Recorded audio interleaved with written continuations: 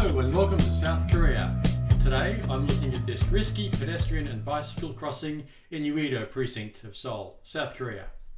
There is an obvious conflict, so I'll provide a solution to fix it.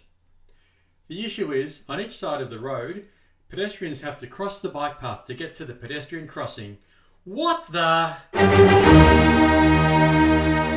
This is a conflict risk, as this arrangement means pedestrians give way to cyclists. This is the wrong priority, as pedestrians may not have time to notice the fast-moving oncoming cyclists, or even realise they need to give way. So what's the solution?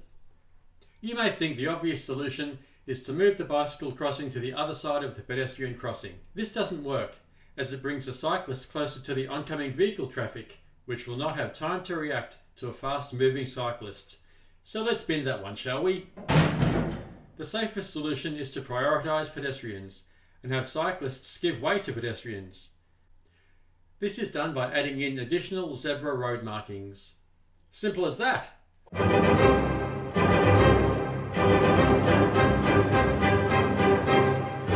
Thanks for watching.